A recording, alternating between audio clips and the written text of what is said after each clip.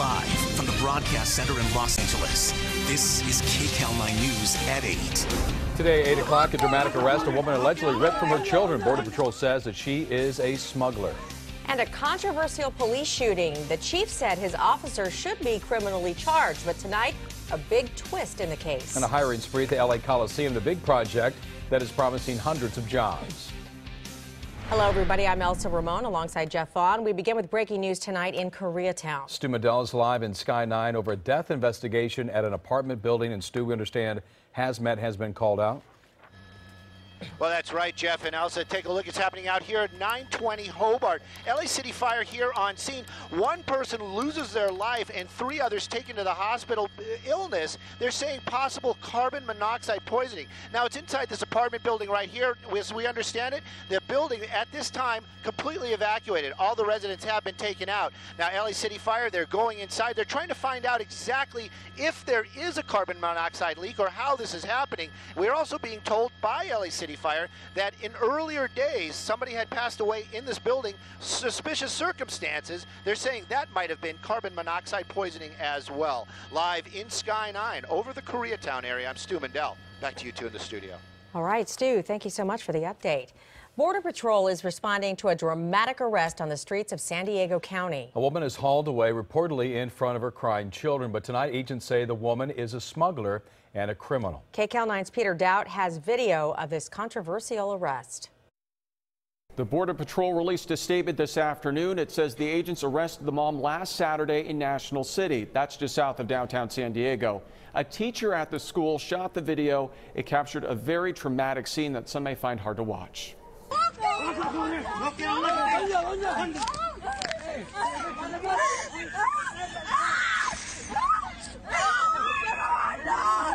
The Border Patrol confirms its agents arrested the woman. She is identified as Perla Morales, but they say this is no routine immigration arrest. Agents say Morales is part of a transnational smuggling operation and is also in the country illegally. Agents did not say if she has been smuggling people or drugs. The teacher who posted the video said watching the arrest broke her heart. Morales reportedly has 3 daughters, and they can be heard wailing and screaming on the video. They were not detained. Immigration and Customs has come under fire for a series of high-profile arrests in recent months, arresting undocumented parents at schools and courthouses and separating them from their children. But in this case, it was the Border Patrol, and agents say it was the result of a smuggling operation. In the newsroom, Peter Doubt, KCAL9 News. Now to a developing news story, a breakthrough in the nuclear standoff between the U.S. and North Korea. President Trump and North Korean leader Kim Jong Un have agreed to meet face-to-face to negotiate nuclear disarmament on the Korean Peninsula. We don't know when and we don't know where. Those details are still being worked out. And it is a dramatic turn in the showdown between two nations that used a war of words, if you will, that included fire and fury. Well, earlier today, a South Korea delegation arrived at the White House to deliver a letter to the president from the North Korean dictator. South Korea's national security advisor revealed not only was it an invitation to meet, but also a promise that North Korea would refrain from all nuclear testing. Today, he expressed hope that this might be a turning point. The Republic of Korea, along with the United States, Japan, and our many partners around the world, remain fully and resolutely committed to the complete denuclearization of the Korean Peninsula. Along with President Trump, we are optimistic about continuing a diplomatic process to test the possibility of a peaceful resolution. Earlier this week, the delegation met with the North Korean leader in Pyongyang, the first time that they have talked face-to-face since UN seized control back in 2011. White House confirmed that President Trump has accepted that offer. Mr. Trump tweeted out this following that word today. Great progress being made, but sanctions will remain until an agreement is reached. Meeting is being planned.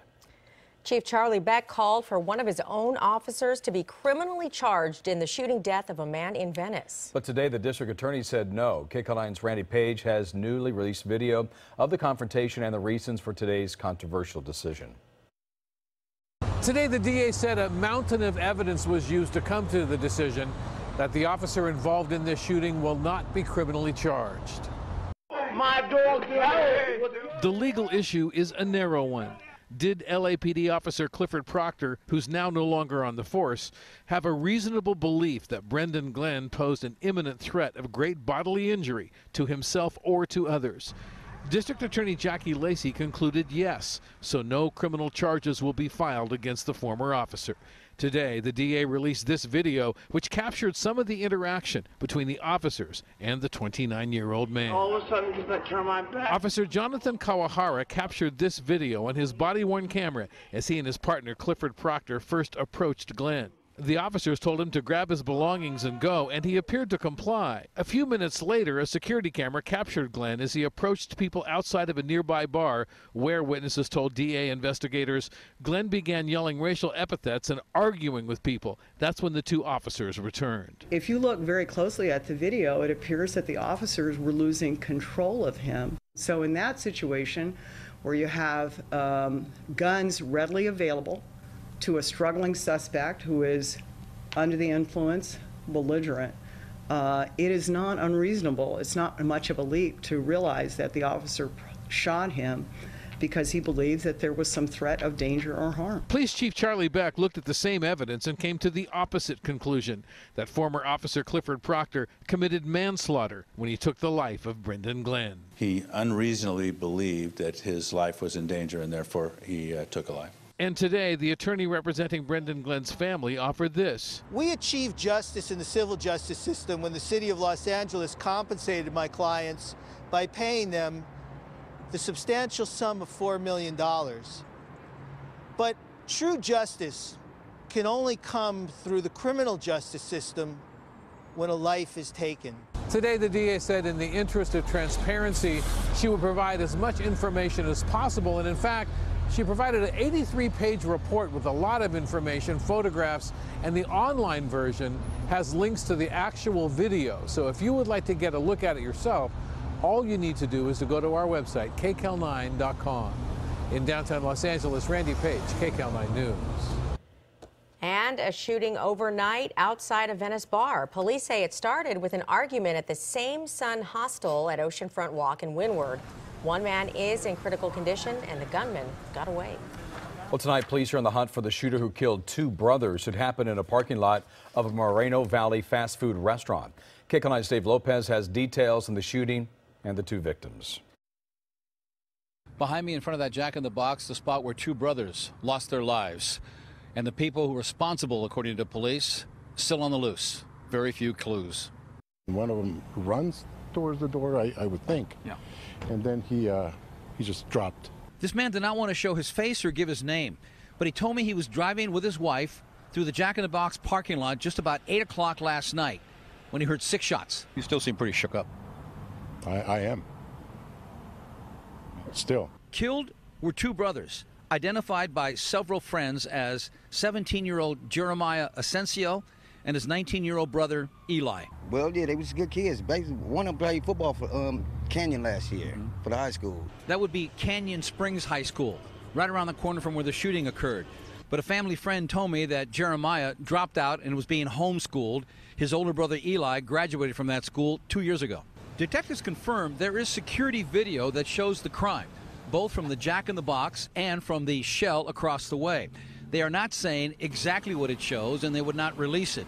And they're giving very little information about the getaway car, only that there were at least 2 people in a car that drove by, fired at least 6 shots, and then sped away. By phone, a family friend who did not want to go on camera insisted to me that the 2 brothers were not gang members. He said that what happened last night, and a witness confirms it, the 2 brothers were standing in the parking lot right outside Jack in the Box, right about where I'm standing right now. The car went by, shots rang out. He says Elijah was struck first in the neck. His brother then rushed over to him to help, and that's when he was shot in the chest. And this is Sunday Meat Ranch. I mean, it's hard to believe. Just ridiculous. I think that people don't have a moral compass anymore. One of the friends who gave us these photos told me, quote, "I can't believe it. I just saw them yesterday," and added, "They never hurt anybody." When I asked detectives involved in this case, are they looking at this as a possible gang shooting, they responded, "We're investigating this as a double homicide." From Moreno Valley, Dave Lopez, KCAL9 News. A man has been charged for allegedly exposing himself to women in Orange County, and investigators think there could be more victims. 21-year-old Christian Adam Ramirez was arrested after police found his DNA in a victim's backyard. Investigators believe Ramirez exposed himself to 3 women in Fullerton and Buena Park, including a 17-year-old who was walking home from a bus stop last May. The latest case allegedly happened just last month. If convicted, Ramirez is facing up to 3 years in prison. A suspected predator is still on the run in Manhattan Beach, and today police released this security video of the man that they say tried to assault 3 teenage girls outside of a Vaughn's grocery store. Police tell us that he ran after the girls saw him touching himself. That was in his car Friday night. He shoved one of them to the ground, we're told, but the girls fought back and managed to escape. Officers say that he took off then in a dark 4-door car with an Uber sticker in the front and in the back. No more hugs for a California state senator known as Huggy Bear. These are photos of Senator Bob Hertzberg from the San Fernando Valley hugging people at the state capitol. And he earned that nickname, Huggy Bear, because he hugs people, apparently, a lot. But 3 people complained. The Senate investigated, and it found the hugs were not sexual in nature. That's a quote, but were, quote, unwelcome by some. So today, the Senate gave him a letter of reprimand. No more hugging, it said, and he can keep his job. Hertzberg released this statement saying, I understand that I cannot control how a hug is received and that not everyone has the ability to speak up about unwelcome behavior. It is my responsibility to be mindful of this and to respect the rules. Committee's request to not initiate hugs.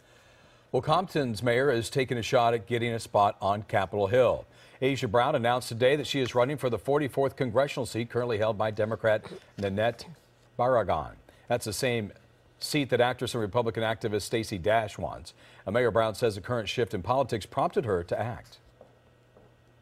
There is a threat of GOP leadership within our district. I think that none of us foresaw, at least I can say for myself, Trump becoming our president. And so I just wanted to ensure that I did everything that's within my power to protect the families of my community. Barragan, who has the state party's endorsement, will run against her rivals in the June 5th primary.